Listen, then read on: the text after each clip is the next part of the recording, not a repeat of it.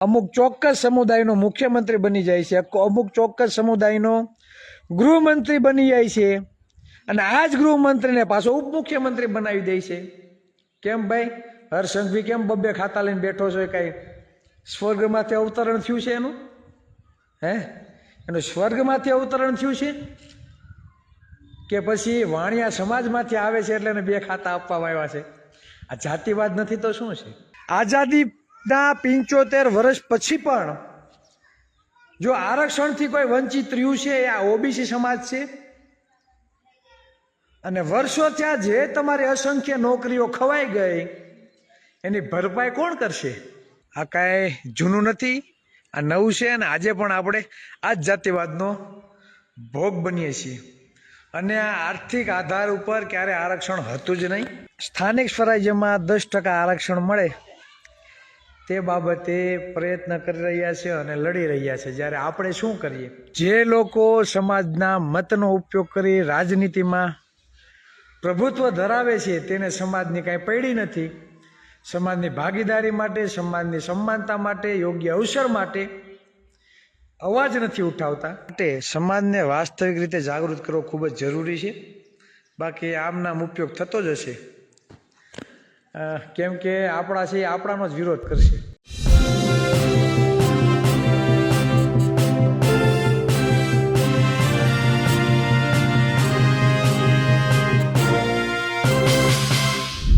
ગુજરાતમાં સ્થાનિક સ્વરાજનો ચૂંટણીઓનો મુદ્દો હવે સુપ્રીમ કોર્ટ પહોંચ્યો છે. પાટીદાર આગેવાન દિનેશ બાંભણિયાએ ઈડબ્લ્યુએસ કોટામાં લોકોને આરક્ષણ મળે જે રીતે ઓબીસીમાં મળ્યું છે તેને લઈને તેઓએ અરજી કરી છે. ત્યારે આ મુદ્દો કેટલો યોગ્ય છે? ઓબીસીને આરક્ષણ મળે તો ઈડબ્લ્યુએસને આરક્ષણ કેમ નહીં? તે સવાલને લઈને મામલો સુપ્રીમ કોર્ટ પહોંચ્યો છે. ત્યારે ઓબીસી આગેવાન, કોળી આગેવાન ચિરાગ ઝાલાએ આ મુદ્દે સોશિયલ મીડિયા પર પોતાની પ્રતિક્રિયા આપી છે. તેમણે સ્પષ્ટપણે કહ્યું છે કે જે રીતે મામલો સુપ્રીમ કોર્ટમાં ગયો છે, નિર્ણય સુપ્રીમ કોર્ટ કરશે, પણ કઈ રીતે કોળી સમાજ કે કઈ રીતે ઓબીસી સમાજને આરક્ષણ મળે છે તો કેટલાક લોકોને નથી ગમતું, અને એટલા માટે તમામ કોળી સમાજ કે ઓબીસી સમાજને એક થવું જોઈએ. નમસ્કાર, હું છું ચિંતામણી પુતણી પટેલ. સ્વાગત છે આપનું અમારા કાર્યક્રમમાં. આવ સાંભળીએ ચિરાગ ઝાલાએ જે રીતે સુપ્રીમ કોર્ટમાં અરજી થઈ છે તેને લઈને દિનેશ બાંભણિયા અને તમામ એવા લોકો જે ઈડબ્લ્યુએસ આરક્ષણ માંગી રહ્યા છે તેમને શું કહ્યું છે. કે શિક્ષિત સમાજના આગેવાનો, શિક્ષિત યુવાનો જ્યારે પોતાના સમાજ માટે લડતા હોય છે તો દરેક પાસાની તે પરખ કરતા હોય છે અને નજર રાખતા હોય છે ક્યાં સમાજને ફાયદો થાય છે અને ક્યાં નુકસાન.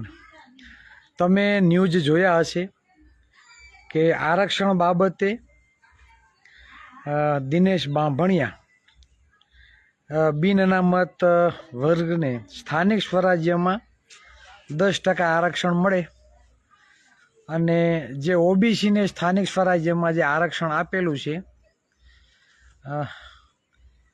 તેમના વિરોધમાં અને બિન અનામત વર્ગને 10% આરક્ષણ મળે તેના માટે સુપ્રીમ કોર્ટમાં અરજી દાખલ કરેલી છે. જ્યારે આપણા સમુદાયને તો ખ્યાલ જ નથી ખરેખર આરક્ષણથી સમાજને શું ફાયદો થાય છે. હજી બધા એવા મશગુલ છે, નથી જ્યાં સમય ફાળવવાનો, ખોટો સમય વ્યર્થ જ્યાં કરવાનો છે ત્યાં જ કરે છે. જે શિક્ષિત યુવાનો જે આજે તમે જોવ છો જે સમાજ આર્થિક રીતે સુખી અને સંપન્ન છે, તેમના સમાજમાં ઘણા બધા હોસ્પિટલો, યુનિવર્સિટીઓ, ઉદ્યોગપતિઓ, મુખ્યમંત્રીઓ, સારા સારા ખાતા લઈને બેઠેલા મંત્રીઓ જેના સમાજમાંથી આવે છે તે આજે સ્થાનિક સ્વરાજ્યમાં 10% આરક્ષણ મળે તે બાબતે પ્રયત્ન કરી રહ્યા છે અને લડી રહ્યા છે. જ્યારે આપણે શું કરીએ? આપણા હકનું છીનવાઈ રહ્યું છે, છતાં અવાજ ઉઠાવવા માટે ગણ્યા ગાંઠા આગેવાનો છે. જે લોકો સમાજના મતનો ઉપયોગ કરી રાજનીતિમાં પ્રભુત્વ ધરાવે છે તેને સમાજની કાંઈ પડી નથી. સમાજની ભાગીદારી માટે, સમાજની સમાનતા માટે, યોગ્ય અવસર માટે અવાજ નથી ઉઠાવતા. અને જે લોકો પાસે બધું જ છે છતાં આરક્ષણ માટે લડત લડી રહ્યા છે.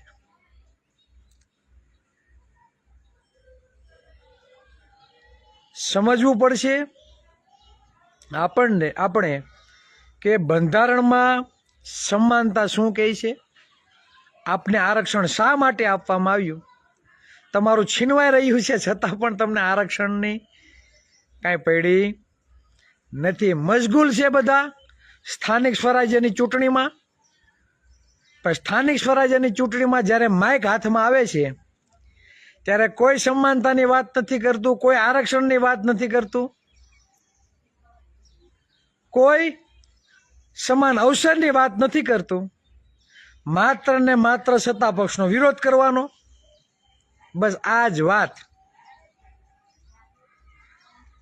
રાજનીતિમાં ગયા પછી જ્યારે સમાજની મૂળભૂત સમસ્યાની તમે વાત નથી કરતા, એનો મતલબ એ કે તમે રાજનીતિમાં તો છો, પણ રાજનીતિમાં ગયા પછી સમાજને શું ફાયદો થવો જોઈએ તેનું ભણતર તમને નથી. આ વાસ્તવિકતા છે અને એ સ્વીકારવી પડશે. 10% આરક્ષણ માટેની માંગણી એટલે કે 10% જેની આ ગુજરાતમાં વસ્તી છે એ હોય 10%ની ભાગીદારી માગે છે. ચોખ્ખું ને સ્પષ્ટ વાત. જેની 10% વસ્તી છે 110%, એવા લોકો પોતાની વસ્તી પ્રમાણે આરક્ષણની માંગણી કરી રહ્યા છે. જ્યારે કોળી અને ઠાકોર સમાજની વસ્તી કેટલી આપણે કહીએ છીએ 30 થી 35%, ઓબીસી સમાજની 60%, જ્યારે એસી અને એસટી સમાજને જ્યારથી બંધારણ અમલમાં આવ્યું છે ત્યારથી તેને હોય 7% અને હોય 15% આરક્ષણ મળે છે વસ્તી પ્રમાણે. આઝાદીના 75 વર્ષ પછી પણ જો આરક્ષણથી કોઈ વંચિત રહ્યું છે એ આ ઓબીસી સમાજ છે. અને વર્ષો થયા જે તમારી અસંખ્ય નોકરીઓ ખવાઈ ગઈ એની ભરપાઈ કોણ કરશે? હજી તમને આરક્ષણ નથી મળ્યું, ત્યાં તો આરક્ષણ કાઢવાની વાત થઈ રહી છે. તમે આજે પણ આઝાદી મળ્યાના એટલા વર્ષો વીતી ગયા તો પણ તમે જાતિવાદનો ભોગ બનો છો. મકાન ક્યાંક ભાડે રાખવા જાઓ, વેચાતું રાખવા જાઓ તો પૂછવામાં આવે કે તમે કેવા. આ વાસ્તવિકતા છે અને એ સ્વીકારવી પડે. તમે નિવેદનો સાંભળતા હશો જાતિવાદી માનસિકતા ધરાવતા સંતો મહંતોની કે ચુડાસમા સાહેબ આવ્યા, પરમાર સાહેબ આવ્યા, સાંભળો છો ને? આ વાસ્તવિકતા છે. તમારા ક્લાસ 1 ઓફિસરો ના બને, તમને સાહેબ ના કહેવા પડે એવી માનસિકતા ધરાવનારા લોકો આજે પણ સત્તા ઉપર બેઠા છે અને તમારા હક અને અધિકારો ખુલ્લેઆમ છીનવી રહ્યા છે. સમજો આરક્ષણનું મહત્વ. આરક્ષણ એ ભીખ નથી, આપણો અધિકાર છે. જે સામાજિક અને શૈક્ષણિક રીતે આપણે જે અન્યાય થયા હતા, આપણે જે જાતિવાદનો ભોગ બનતા હતા, આપણે જે શિક્ષણ આપવાનો અધિકાર ન હતો ને આપણે જે શિક્ષણથી વંચિત રાખવામાં આવ્યા હતા, તેને ધ્યાનમાં રાખી ડૉક્ટર બી.આર. આંબેડકરે આપણે આરક્ષણ આપ્યું છે. અને આજે આપણે એ જ આરક્ષણનું મહત્વ સમજતા નથી. વિચારજો, બહુ ઝાઝા વર્ષો નથી વયા ગયા. તમે ખાલી 20-25 વર્ષ પણ પહેલાં તમે આગળ જાશો ને તો તમને ખબર હોય કે આપણા ઘરે કોઈક અનુસૂચિત જાતિનો કોઈ વ્યક્તિ આવે ને તો મોભારે જે નરિયાનો જો મોભ હોય ને ત્યાં આપણે રકેબી રાખતા ગ્લાસ રાખતા અને રકબીમાં અને ગ્લાસમાં પાણી અને ચા આપતા. આ બધાને યાદ છે, કોઈ ભૂલી નથી ગયું ભાઈ. તમારા લગ્ન પ્રસંગમાં તમે જમણવાર કર્યો હોય, એનું જમણવાર અલગ રાખવામાં આવતું અને એ લોકો ઘરેથી થાળી વાટકા લઈને આવતા. યાદ કરજો. અને આ હાલત આપણી પણ હતી. આ હાલત ઓબીસી વર્ગમાં આવતા દરેક વ્યક્તિની હાલત આ જ હતી. એટલે તો અત્યારે તમે જાઓ છો કોઈ જગ્યાએ તો જ્ઞાતિ પૂછીને પણ મકાન આપતા નથી. આ કાંઈ જૂનું નથી, આ નવું છે. અને આજે પણ આપણે આ જ જાતિવાદનો ભોગ બનીએ છીએ. અને આ આર્થિક આધાર ઉપર ક્યારે આરક્ષણ હતું જ નહીં. વર્ષની 6 લાખ આવક મર્યાદા હોય, વર્ષની 6 લાખ આવક મર્યાદા હોય તો તેને શું આરક્ષણની જરૂર પડે ખરા? બીજું એ કે આર્થિક રીતે સદ્ધર તો ચાલો ઓબીસી એસસી એસટીમાં પણ હોય, પણ તમે જાતિ જોઈને તમે એને નીચા ગણો છો, એનું શું? ઘણી બધી બાબતો છે, પણ જે ન્યૂઝમાં મેં જોયું એટલે મને એમ થયું કે નહીં, ચાલો આ બાબતે થોડુંક આપણે જણાવીએ. કેમ કે હમણાં ઘણી બધી નોકરી સરકારી ભરતીઓ થઈ છે અને આ ભરતીઓમાં અસંખ્ય નોકરીઓ આપણી ખવાઈ ગઈ છે. વસ્તી પ્રમાણે તો જવા દો, જેને 10% વસ્તી છે એને આજે 15%, 20% આરક્ષણ મળે છે. અને જ્યારે 35% મારો કોળી સમાજ, 60% મારો ઓબીસી સમાજ આજે પણ વસ્તીના આધારે ભરતી થતી નથી. રોસ્ટરના ગૂંચવાડામાં એવા ગૂંચવી દીધા.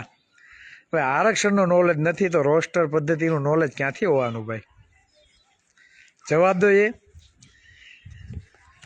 દિનેશ બાંભણિયાને હું કહેવા માગું કે તમને વસ્તી પ્રમાણે આરક્ષણ મળે એનો અમને કાંઈ વાંધો નથી, પણ અમે પણ 60% ઓબીસી સમાજની વસ્તી ધરાવીએ છીએ. તો ચાલો એક કામ કરીએ, સરકારને વિનંતી કરીએ કે આરક્ષણ કાઢી નાખો ને વસ્તી પ્રમાણે ભાગીદારી આપી દો.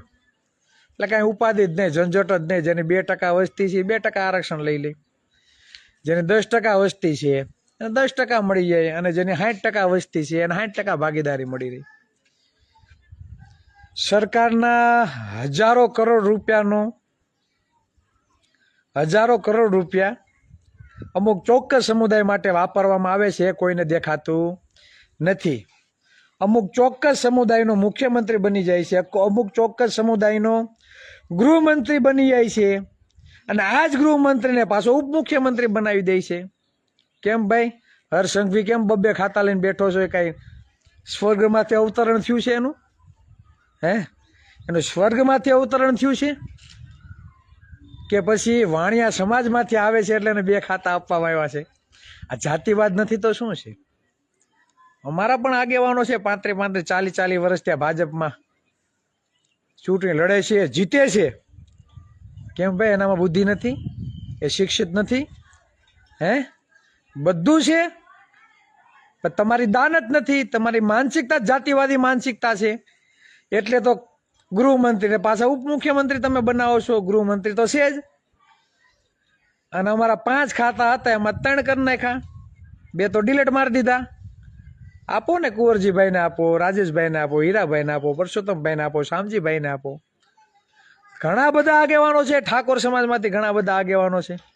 અલ્પેશ ઠાકોર છે. બનાવવો જોઈએ મુખ્યમંત્રી, ઉપમુખ્યમંત્રી, ગૃહમંત્રી. નહીં બનાવો. કેમ કે જાતિવાદી લોકો ભાજપમાં રહીને મોરલાની જેમ કળાઓ કરે છે અને આપણે એ કળા બતાવે છે અને આપણે જોઈ રાખીએ છીએ. આ વાસ્તવિકતા છે.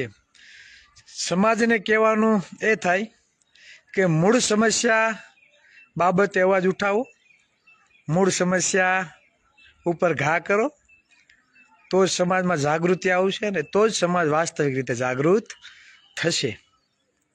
આપણી નજર સામે બિન અનામત વર્ગને 2000 ઉપર કરોડની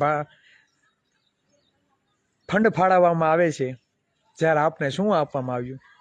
તો દિનેશ બાંભણિયાને વિનંતી કરું છું કે 2000 ઉપર બિન અનામત વર્ગને ભંડોળ આપવામાં આવ્યું તો ક્યારેક મોઢામાંથી બે શબ્દો તો બોલો કે 60% ઓબી સમાજ છે તો 6,000 કરોડની ફાળવણી કરો વર્ષની. બોલો ને,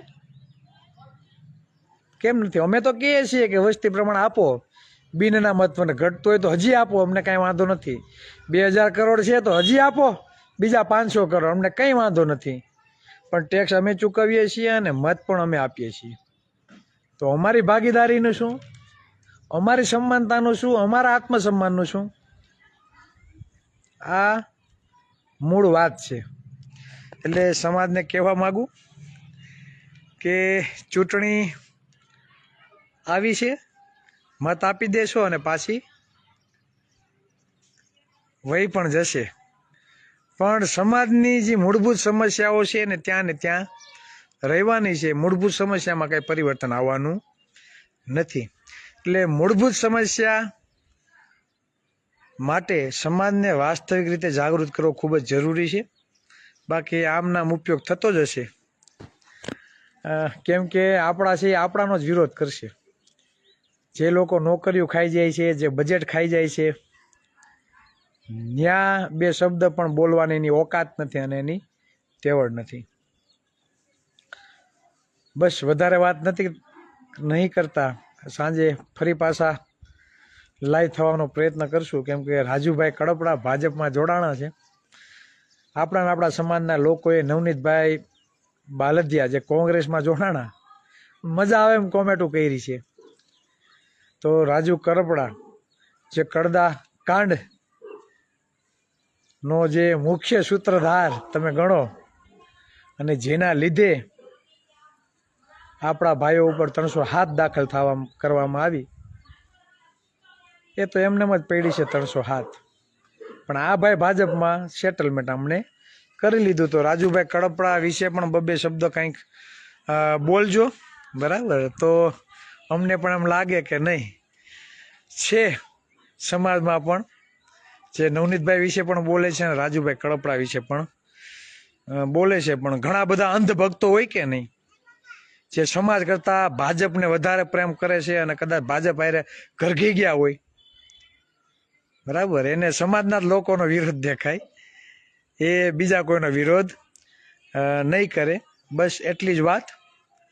સમજો, જાણો અને તર્ક સાથે આગળ વધો. જય સંવિધાન, જય ભારત. જે રીતે ઓબીસીને સ્થાનિક ચૂંટણીઓમાં આરક્ષણ મળ્યું છે તેને લઈને આપ શું વિચારો છો, અને જે રીતે દિનેશ બામણીયાએ ઈડબ્લ્યુએસને પણ આરક્ષણ આપવાની વાત કરી છે તેને લઈને પણ આપ શું વિચારો છો, જરૂરથી અમારા કોમેન્ટ બોક્સમાં કોમેન્ટ કરજો. એ સિવાય અમારી યુટ્યુબ ચેનલ લાઈક કરો, સબસ્ક્રાઇબ કરો, બેલ આઇકન દબાવો. સાથે મારી વેબસાઇટ છે www.gujaratpress.in, ત્યાં પણ જઈને તમે વધુ અપડેટ થઈ શકો છો. અત્યારે માટે બસ આટલું જ. નમસ્કાર.